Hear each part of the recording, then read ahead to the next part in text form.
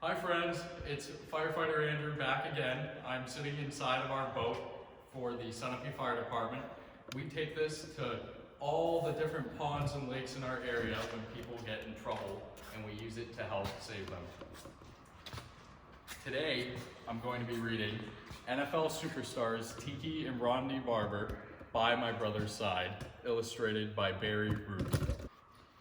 It was summertime at last, school was out, and baseball season was in full swing. Once Tiki and Ronde finished their chores, they could play until dinner time. The twins rode their bikes all over town, so just before lunch, off they went, side by side, as was the case in pretty much everything they did. Today, they wanted to show their friend Jason a new secret place to ride bikes, a large open lot where workers were building a store. And since it was Saturday, the workers were all gone. Bet you can't, said Jason. Can too, Ronde shot back. Watch this, you guys. As Tiki and Jason watched, Ronde slowly rode his bike up and along the steep edge. Whoa there, Ronde thought. Easy does it. The bike zigged and zagged and bounced, but Ronde steadied himself and held on. See, said Ronde. Now you try it. Now you try if you're so good. Well, I'll show them, Tiki thought. He rode his bike to the far side of the huge dirt pile and popped a wheelie. Then he started up the hill. He stood high on the pedals, pushing with all his might. The bike wheels spun wildly, spitting up dirt. Then the loose dirt on the hill's edge suddenly gave way. Tiki toppled sideways, over the handlebars, down, burnout. He lay there, blinking. His head was reeling, but his knee hurt much more. Ronde and Jason dropped their bikes and ran up the hill. The boys leaned over Tiki. Ronde pointed. It's bleeding bad. I can even see something white. I think it's the bone. Jason put his hand over his eyes. I don't want to look, he said. We'd better get you to your mom quickly. In the doorway, Dr. Myers was whispering. He needs a lot of rest, Mrs. Barber. Tiki called from his bed. Mom, I'm bored. Bored. Tiki's mother looked the doctor in the eye. What about his leg, doctor? Will he be able to run like Ronde and the other kids? For a moment, she remembered when the twins were born, smaller than most babies, and how the doctor at the hospital had to take special care of them.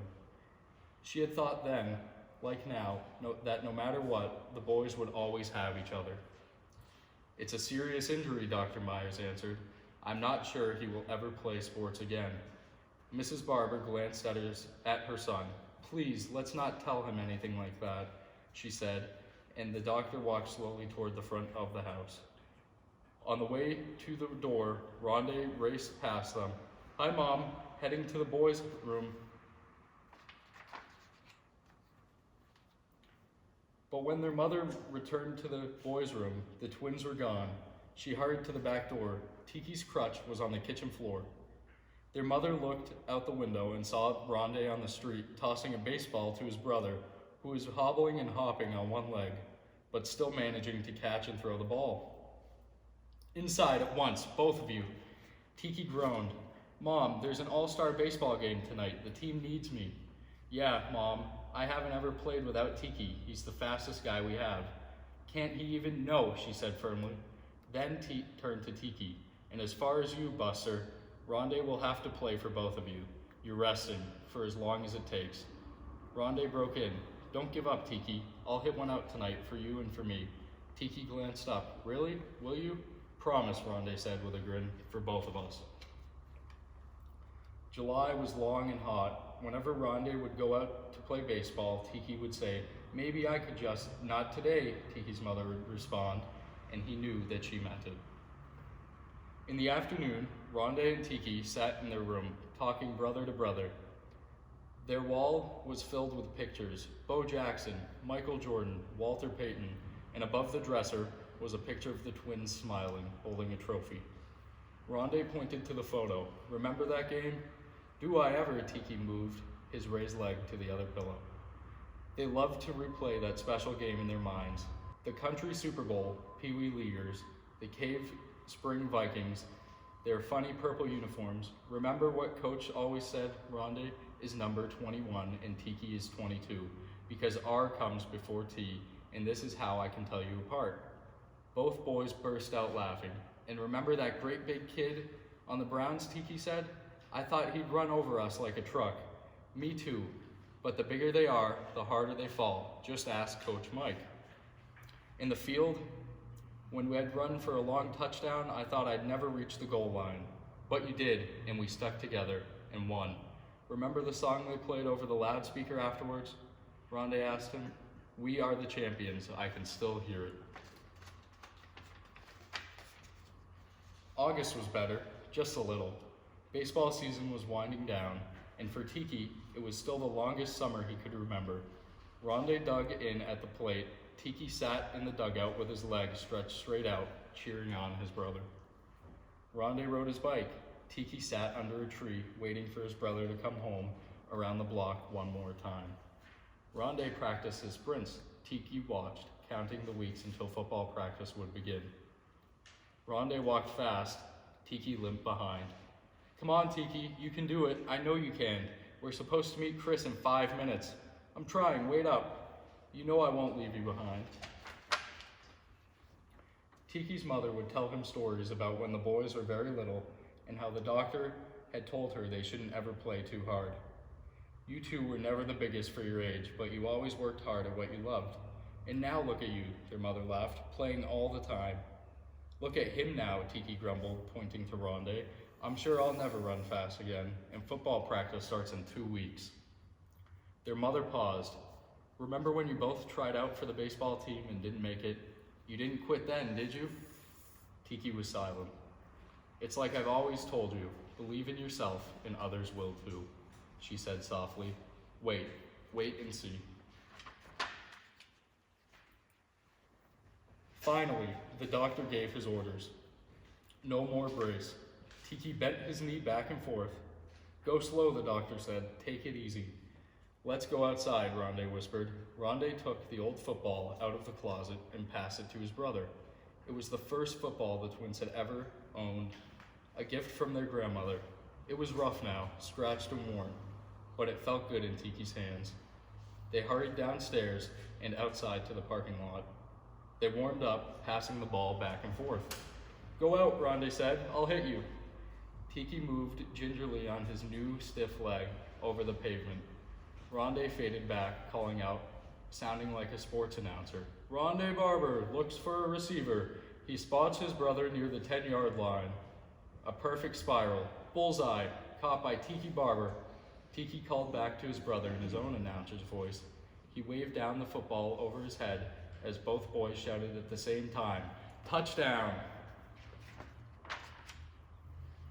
Then September arrived. Tiki felt stronger and stronger by the day. Football practice was every afternoon, even on the hottest days, but the boys didn't mind. They were teammates together again. Before practice, Ronde and Tiki sat under the bleachers with their notebooks spread out. Homework first, their mom always said. It's not hard if you do a little every day. Ronde worked on math, his favorite subject, and Tiki read his history book. Sometimes, he liked to dream of becoming an astronaut. Finally, a whistle sounded. The twins ran out with the others to the center of the green field. At practice, they always ran everywhere. One of Coach Mike's favorite sayings was, only 2 people walk here, Coach Mike and the mailman. Everyone warmed up. Ronde jumped up and down. Tiki stretched his leg. So far, so good. Today, no one was wearing pads, and he felt so light on his feet. Yes, I can do it, Tiki told himself. The offensive team practiced running wide around to the end. Tiki sprinted outside and tiptoed down the sideline, again and again. But just before practice was over, racing back, he slipped and fell. Ronde was there first, looking down with a frightened gaze. You all right? Tiki felt his leg. Okay, he said, smiling. Yeah, okay. Ronde reached out a hand and pulled his brother up. Together, they ran back to the huddle. After practice, they climbed to the top of the bleachers, waiting for their mom. Below them, the field was empty. Ronde looked down. Do you ever think of us playing in a big stadium? He asked Tiki. in front of a great big crowd. Really big? Yeah, Super Bowl, like that. Yeah, that would be cool, Tiki said. Coach Mike says that I know, he told me, we have to keep working at it every day. Play our best. You know what I think? Ronde asked his brother. What? Tiki replied. Ronde grinned and held up his hand. Let's go for it. The twins high-fived just as they heard a car horn.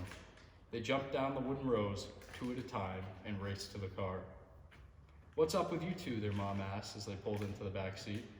We were just talking about stuff, about becoming really, really good football players. Yeah, about even playing in the Super Bowl. Their mother smiled as she started the car. Well, she said, maybe if you work hard enough. Saturday morning, game time at last. The twins' small faces stared out from underneath their helmets.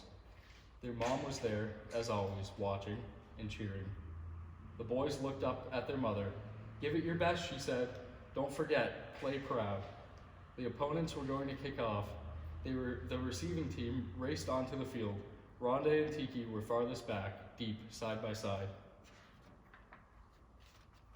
The kicker raised his hand. He moved forward with short steps.